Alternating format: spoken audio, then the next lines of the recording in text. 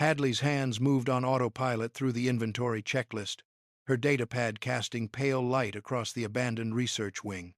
Sub-Level 4 had been condemned for 3 years budget cuts, they'd said, restructuring, but the emergency power still flickered through the overhead panels, and someone had to catalog the remaining equipment before final decommissioning.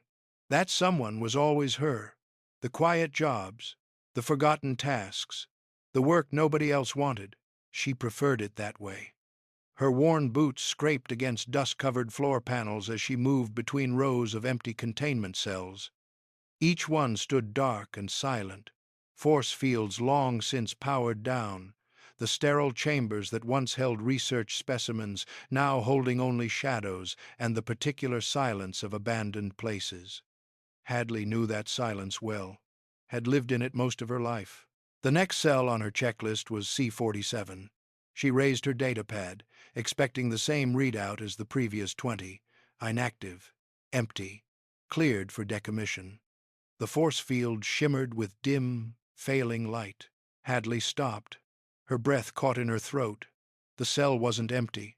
Something small huddled in the far corner, barely visible in the weak emergency lighting.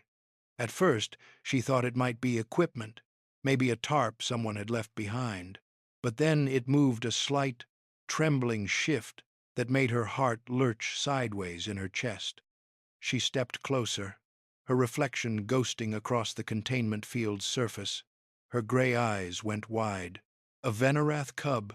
He couldn't have been more than 3 feet tall, curled into himself with his tail wrapped tight around his skeletal body.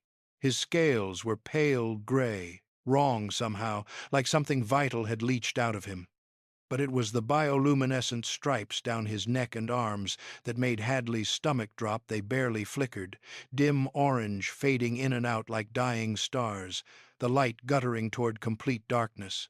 His 2 amber eyes were half closed, dulled to the color of old brass. His small spine ridge lay flat against his back, his ribs pressed visible through his scales. One small clawed hand rested limply against the floor, and his tail, that long tail that should have been lashing or curling with cub energy, dragged behind him like something already dead. Hadley's datapad slipped in her grip. She caught it, fingers suddenly numb. The cell's information panel flickered to life as she accessed it. Medical logs scrolled across the small screen, clinical words that burned themselves into her vision. Specimen, Venorath, juvenile, male, approx. 3 to 4 years. Condition, Venorath scale rot. Stage 3 status.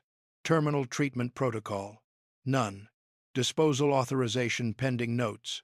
Quarantine maintained. Awaiting final processing. Cost-benefit analysis determined treatment expenses exceed specimen value. Hadley read it twice. 3 times. The words didn't change. Awaiting disposal. Her hands started shaking. She looked back at the cub. He hadn't moved except for the labored rise and fall of his small chest. His bioluminescent stripes flickered, once orange, bleeding into something darker, the color of fear and resignation and slow death. Something cracked open inside Hadley's chest, something she'd kept carefully sealed for 28 years. She was 4 years old again, locked in a storage room on Station Cressida. Her parents had said they'd be right back. Just a few minutes, sweetheart. Stay here where it's safe. The door had clicked shut. She'd waited in the dark, counting her breaths because she didn't know how to count time yet. She'd waited for hours, for days. She'd called for them until her voice broke. She'd believed they would come back right up until the moment station security finally found her. 3 days later, dehydrated and hypothermic, and so alone. Nobody had chosen her. Nobody had said this one matters. The cub's stripes flickered again, weaker, orange fading to almost nothing. Hadley pulled up the medical database with shaking fingers, searching Venorath scale rot. The information loaded in fragments. Highly treatable in early stages, curable with standard antifungal compounds and nutritional support. Survival rate, 97% with proper care. Proper care. She looked at the cub dying alone in a forgotten cell. flagged for disposal because treatment cost too much. Her chest felt too tight. Her vision blurred at the edges. She'd spent her entire adult life following rules, keeping her head down, never drawing attention, never forming attachments, because safety lived in structure and silence. Rules kept you alive. Rules kept you from hurting. But rules had left this cub here to die.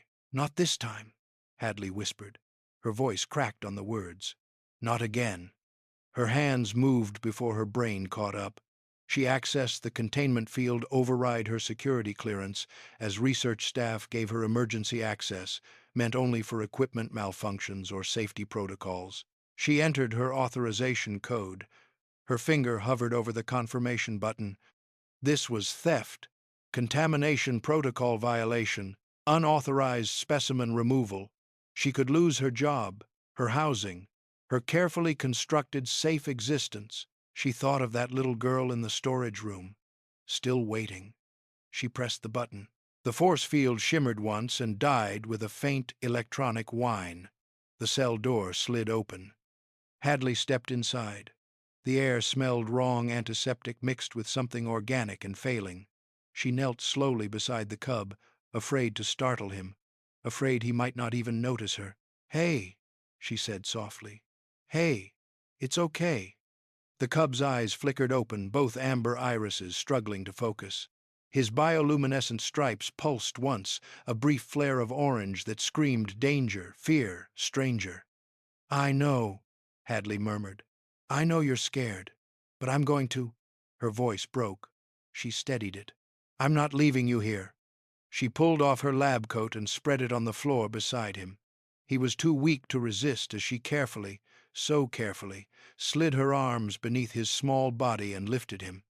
He weighed almost nothing, a hollow, fragile thing that barely registered in her arms. His head lolled against her shoulder. His tail hung limp. But then barely there, almost imperceptible, his tail curled weakly around her forearm. Hadley's breath hitched. That tiny movement, that instinctive seeking of comfort, of connection, of someone. "I've got you," she whispered against his small boned crest. "I've got you now." She wrapped her lab coat around him and stood.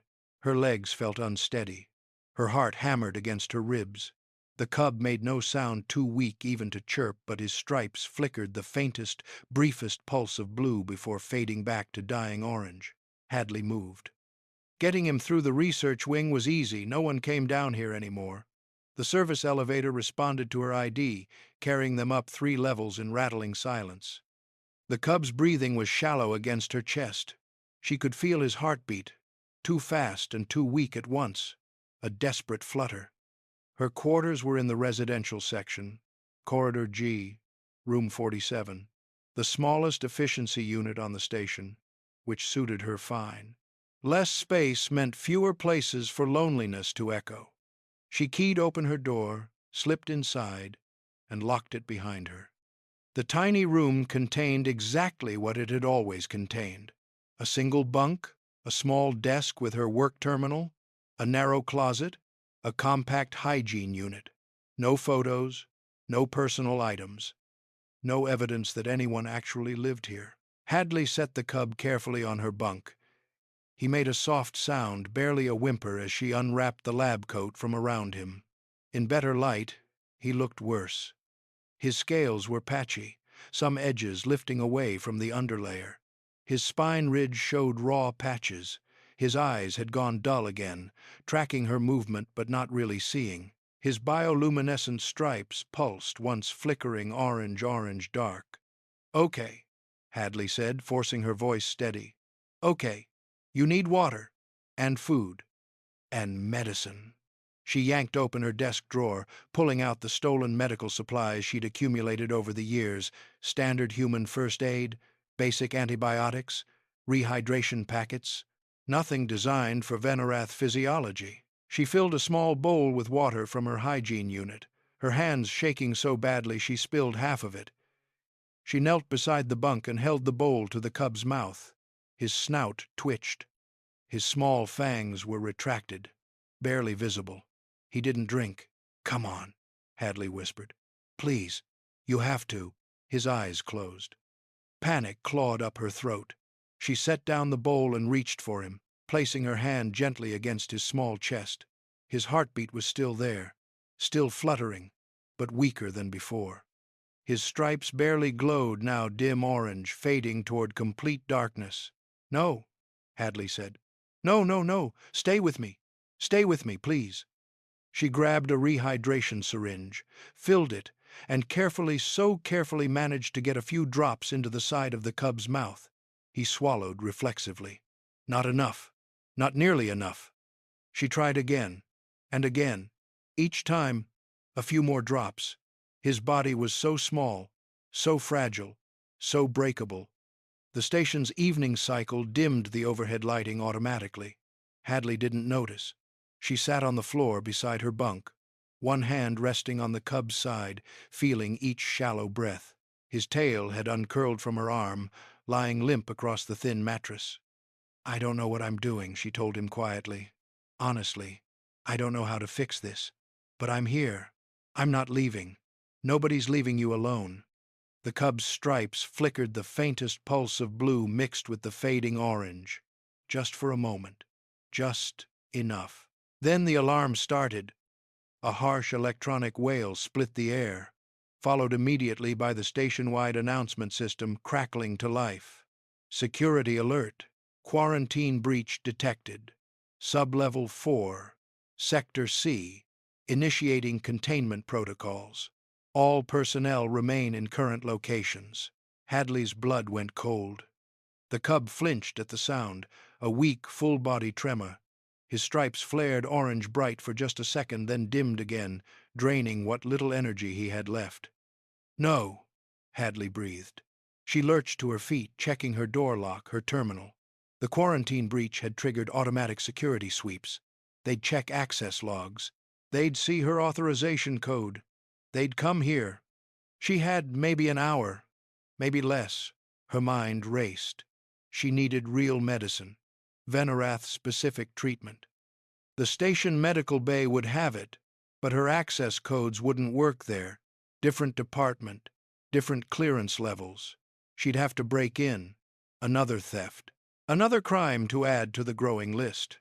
She looked at the cub. His breathing had gone shallower. His eyes hadn't opened since the alarm. "I'll be right back," she whispered, knowing he couldn't hear, knowing she was saying it more for herself. "I promise. I'll be right back." She grabbed her ID badge and slipped out into the corridor. The medical bay was 2 levels up. Hadley took the stairs. Elevators would have security monitoring, and her face would already be flagged by now. Her legs burned by the time she reached level 7. Her heart hammered so hard she thought it might crack her ribs. The medical bay's main entrance was locked, as expected. But the supply room had a secondary access point. She'd done inventory here before, knew the layout.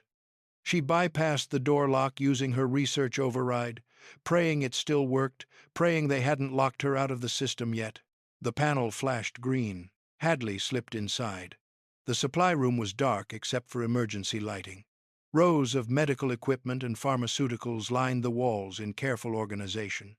She found the xenobiology section and started grabbing anything labeled for Venorath physiology, antifungal compounds, nutritional supplements, scale regeneration treatments. She shoved them into her pockets, her lab coat, anywhere she could carry them. The door behind her slid open. Hadley spun around. A security officer stood in the doorway, weapon drawn but lowered, his face a mixture of confusion and concern. "Hadley Chen," he said, "we need you to come with us. There's been a quarantine breach." "I know," Hadley said. Her voice came out steadier than she felt. "I reported it. False alarm. Equipment malfunction in sublevel 4. The officer's eyes dropped to her pockets, clearly overstuffed with stolen medical supplies. "Ma'am," he said slowly, "I need you to come with me." Hadley's hand closed around a hypo spray in her pocket. Not a weapon, just medicine, just the thing that might save a dying cub alone in her quarters. "I can't," she said. She bolted. "Behind her," the officer shouted. Footsteps pounded the corridor. Hadley ran, her boots slapping against metal flooring, her breath coming in ragged gasps. She hit the stairwell and took the steps down 3 at a time, nearly falling, catching herself on the railing. More voices behind her. More footsteps. The security net was closing. She burst out onto level 5, sprinting down corridor G. Her door was 30 feet away. 20. 10. She slammed her palm against the access panel. The door slid open. She threw herself inside and hit the emergency lock, a manual override that would take security at least 15 minutes to break through. Hadley collapsed against the door, gasping. Her hands shook as she pulled the stolen medical supplies from her pockets, spreading them across her desk. Labels in galactic standard, dosage instructions, treatment protocols for species she barely understood. She turned to the bunk. The cub lay exactly where she'd left him, his small body curled in on itself, but his bioluminescent stripes, they were almost completely dark. No, Hadley choked out. She grabbed the antifungal compound, her fingers fumbling with the hypo spray, trying to read the dosage instructions through blurring vision. No, you stay with me. You stay with me. She administered the injection into the cub's thin arm, then the nutritional supplement, then the scale treatment. She didn't know if she was using the right doses, the right combinations, the right anything. The cub didn't move, didn't respond. His chest barely rose, pounding on the door. Voices outside. Hadley Chen, this is station security, open the door. Hadley ignored them. She gathered the cub into her arms, feeling how light he was, how cold. She held him against her chest, one hand on his small, boned crest, her other arm supporting his limp body. "I've got you," she whispered against him. "I've got you. Nobody's leaving you alone. I promised, I promised." His tail shifted weakly, curling just slightly against her arm. The door's emergency lock beeped a warning. They were overriding it. 30 seconds. Hadley held the cub tighter. She wasn't sorry. She'd do it again. Every rule she'd broken, every consequence coming for her, she'd do it all again for this one small life that nobody else had chosen to save. The door slid open. 3 security officers poured in, weapons drawn. Behind them, a broad-shouldered man in a security chief's uniform stepped into the room. He was tall, dark-skinned, with graying temples and kind brown eyes that took in the scene with unsettling calm. Hadley on the floor, cradling something wrapped in her arms, stolen medical supplies scattered across her desk, her face wet with tears she hadn't realized she'd shed. "Hadley Chen," the security chief said quietly. His voice carried the weight of authority and something else, something almost gentle. "You're under arrest for—" The cub in Hadley's arms made a sound, a tiny, broken chirp that cut off halfway through. His bioluminescent stripes flickered once, then went completely black. "No!" Hadley's scream tore out of her throat. She shook the cub gently, desperately. "No! Please, please wake up!" The security chief, Tobias, his name badge read, crossed the room in 3 strides. He dropped to one knee beside her, his eyes on the small, dark body in her arms. "How long has he been like this?" His voice was sharp now, commanding. "I don't minutes. I gave him medicine, but I don't know if—" Tobias pulled a communicator from his belt. "This is Chief Tobias, medical emergency in residential G47. Get a xenobiology specialist to my location immediately. Venorath juvenile. Critical condition." He paused, his eyes meeting Hadley's. "Tell them to bring full trauma equipment." He closed the communicator and looked at the cub, at Hadley, at the stolen medicine on her desk. "We need to move him," Tobias said. "Now." One of the officers stepped forward. "Sir, she's in violation of—" "I know what she's in violation of, officer." Tobias's voice cut like a blade. "We'll address that after we determine if this cub lives or dies. Restrain her if you have to, but we're taking him to medical. Move." Hadley didn't resist as they lifted her to her feet, her hands still cradling the cub. She barely felt the restraints they placed on her wrists. Her entire world had narrowed to the small, cold body in her arms and the complete absence of light where bioluminescent stripes should have been glowing. They moved as a unit through the corridors, Tobias leading, two officers flanking, Hadley in the center holding the cub like he was made of glass and prayers. The cub's chest still rose and fell, barely, each breath a fragile, desperate thing. Tobias looked back at her once as they walked, his expression unreadable. "Why?" he asked quietly. Hadley met his eyes. Her voice came out broken and fierce at once. "Because no one did it for me." The security office smelled like recycled air and strong coffee. Hadley sat in the interrogation room, restrained to a chair that was bolted to the floor, listening to the sounds of medical equipment through the wall. Beeping, voices calling out readings, the hiss of oxygen equipment designed for alien physiology, and silence from the cub. She'd lost track of time. Minutes felt like hours. Her wrists ached from the restraints. Her eyes burned from crying and then forcing herself to stop crying and then crying again anyway. The medical supplies she'd stolen sat bagged on the table in front of her evidence. The door opened. Tobias entered, carrying 2 cups of something hot. He set one in front of her, then sat across the table with the other. His uniform was wrinkled now. His kind eyes looked tired. "Dr. Vax is with him," he said quietly. "She's the best xenobiology specialist on the station." Hadley's voice came out ragged. "Is he alive?" "Yes." The relief hit her so hard she had to close her eyes. Just yes. Just alive. It was enough and not enough all at once. Tobias opened a data pad and scrolled through information. The silence stretched. Hadley knew this technique: let the suspects sit, let them sweat, let the guilt build until they confessed everything. She'd seen it in station security training videos. She didn't care anymore. "Do you understand what you've done?" Tobias finally asked. Hadley said nothing.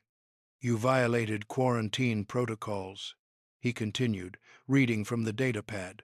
"Stole station property, both the cub and the medical supplies. Compromised containment procedures. Broke 17 different regulations." He set down the datapad and looked at her. "You risked your career, your freedom, possibly your life, for one dying alien cub you'd never met." Hadley stared at the table, at her restrained hands, at nothing. "Why?" Tobias asked. The word was soft, genuinely curious. "The logs show he was flagged for disposal. Terminal case. Nothing you could do." "Why, Hadley?" The question broke something inside her that had been barely holding together. Her hands started shaking. Her breath came sharp and painful. "Because no one did it for me," she whispered. Tobias leaned forward slightly, waiting, and Hadley told him. She told him about Station Cressida and being 4 years old and the storage room door clicking shut, about counting breaths in the dark because she couldn't count time yet, about believing her parents would come back right up until the moment station security found her 3 days later, dehydrated and hypothermic and so completely alone. She told him about the foster systems that shuffled her from station to station, family to family, never staying anywhere long enough to matter. About aging out at 16 with nothing but a small stipend and a basic education. About learning that survival meant keeping quiet, following rules, never forming attachments. "Nobody chose me," Hadley said, her voice breaking. "Nobody looked at me and said, 'This one matters.' I was just in the way, a problem to be processed." She looked up at Tobias, and her eyes were raw. "I saw him in that cell, and I saw that little girl, still waiting, still alone, still believing someone would come back for her." Her breath hitched. I wouldn't let it happen again, even if it destroyed me, even if I lost everything. He mattered. Someone had to choose him." Tobias sat very still. His expression had shifted into something Hadley couldn't read, something caught between sorrow and anger, though she didn't think the anger was directed at her. "The disposal order," he said slowly, "was filed by Administrator Wells. Budget-cutting measure. He determined that treatment expenses exceeded the cub's value to station resources. Hadley's stomach twisted. But the medical database said scale rot is curable. 97% survival rate with proper care. I know, Tobias said. His voice had gone hard. I reviewed the protocols. The order was legal by station regulations, but... He paused. Not right. Not even close to right. The door opened. A tall Venorath entered 8 feet of dark gray scales with deep purple bioluminescent stripes glowing down her neck and arms. She had 2 large amber eyes and wore a medical coat adapted for her physiology. Her long tail swayed behind her as she moved. "Chief Tobias," she said. Her voice resonated with a deep thrumming quality. "The cub is stabilized." Hadley's heart lurched. "He's alive? He'll survive," the Venorath Dr. Vax confirmed. She looked at Hadley with those huge amber eyes. "The treatments you administered were incorrect dosage and poor timing. But they bought him enough time." Her tail flicked. "Another hour and we'd be having a different conversation." Relief crashed through Hadley so hard she couldn't breathe, couldn't speak, just sat there shaking and crying and not caring who saw. "However," Dr. Vax continued, "there's a complication. The cub has no family on record, no origin documentation. Standard protocol requires transfer to the Venorath orphanage system." Hadley's head snapped up. "No, you can't." The door slammed open again. A thin human man in an administrator's uniform strode in, his face red with anger. "What the hell is going on here?" Administrator Wells demanded. "I want this woman arrested immediately, and that cub returned to quarantine for proper disposal." Tobias stood. His chair scraped across the floor with a harsh sound. "No," he said simply. Wells blinked. "Excuse me?" "I said no." Tobias reached up and removed his security badge. He placed it carefully on the table. "The disposal order you filed was illegal under Galactic Sentient Rights Protocol, Section 7. Sentient juveniles cannot be euthanized for economic reasons. You violated interspecies law." "That's not you can't." "I can, and I am." Tobias's voice was steel wrapped in calm. "I'm filing a formal complaint with the Galactic Authority. You want to make this public, Wells?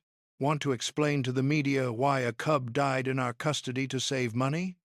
Wells went pale. His mouth opened, closed. No sound came out. Dr. Vax's purple stripes brightened slightly amusement, Hadley realized. The doctor was enjoying this. "There is another option," Dr. Vax said, her voice a low, thrumming purr. "Under Venorath law, if a cub chooses a protector, the bond is considered sacred. Legal guardianship transfers immediately." "She's human," Wells sputtered. "She can't possibly." "Venorath law doesn't specify species," Dr. Vax interrupted smoothly. "Only that the cub demonstrates clear bonding behavior." She looked at Hadley. "Has the cub shown attachment to you?" Hadley thought of the small tail curling around her wrist, the brief flicker of blue in dying stripes, the way he'd chirped just once when she'd promised not to leave him. "Yes," she whispered. "Then let's see if he confirms it." Dr. Vax gestured toward the door. "Chief Tobias, would you remove her restraints?" Tobias moved immediately, unlocking the cuffs. Hadley's wrists ached as blood flow returned. She stood on shaking legs and followed Dr. Vax through the corridors to the medical bay. The xenobiology wing was bright and sterile. Medical equipment lined the walls, adapted for dozens of different species. In the center, on a small medical bed surrounded by monitors, lay Lornix. He was awake. His scales looked better, still pale but no longer dying. His bioluminescent stripes glowed soft orange, the color of stress and uncertainty. His 2 amber eyes were clearer now, tracking the movement around him. His tail curled against his small body. His spine ridge was flat. Then he saw Hadley. His stripes flared bright blue, calm, safe, happy. He made a sound, a loud chirping purr that resonated through his small chest. His tail unwound and lashed once, excited. He reached toward her with both small, clawed hands, straining against the medical monitors. Hadley moved without thinking. She crossed the room and gathered him into her arms. He was still so light, still fragile, but warmer now, alive. His stripes pulsed blue against her arms, his tail wrapped around her wrist and held tight. He nuzzled against her shoulder, making that chirping purr continuously, a sound of pure relief and recognition. "I've got you," Hadley whispered against his small boned crest. "I've got you. I'm here," Lornix chirped louder. His small clawed hands gripped her shirt. "That," Dr. Vax said quietly, "is very clear bonding behavior." Administrator Wells opened his mouth to protest. Tobias turned to look at him, said nothing, just looked. Wells closed his mouth and left. Hadley held Lornix and cried into his small shoulder while he chirp-purred and his stripes glowed steady blue. 1 week later, the observation deck was quiet in the evening cycle. Hadley sat on the floor with her back against the massive window, watching stars drift past. Lornix curled in her lap, his scales already darker, gray, healthy color returning. He'd gained weight. His eyes were bright amber now. His tail wrapped comfortably around her arm while he played with a small toy Tobias had brought. Tobias himself sat nearby, reviewing a data pad but mostly just keeping them company. "How is he?" Tobias asked. "Growing," Hadley said. She looked down at Lornix, and her face did something it hadn't done in 28 years. It smiled, really smiled, getting stronger every day. Lornix looked up at her and chirped. His stripes pulsed happy blue. He held up his toy, a small stuffed ship, for her to see. "That's wonderful," Hadley told him solemnly. Lornix chirp-purred and went back to playing. Wells was transferred, Tobias mentioned casually. Off station. The Galactic Authority wasn't pleased with his cost-cutting methods. Hadley nodded. She didn't care about Wells. Didn't care about the 17 regulations she'd broken, or the formal reprimand in her file, or the 47 station sections she was now banned from entering. She cared about the small Venorath cub in her lap, purring contentedly while his bioluminescence painted blue light across her hands. "I spent my whole life being the one nobody chose," Hadley said quietly. Lornix looked up at her, head tilted, his amber eyes curious and trusting. "Now I get to be the one who stays." Lornix chirped and climbed up to press his small snout against her cheek, a gesture Dr. Vax had explained meant affection, family, home. His stripes glowed bright blue. Safe, loved, chosen. Through the observation window, stars stretched endlessly in every direction. But inside, in the warm light of the station, a woman who'd been abandoned and a cub who'd been forgotten had found something neither had believed possible. They'd found each other, and neither of them would ever be alone again.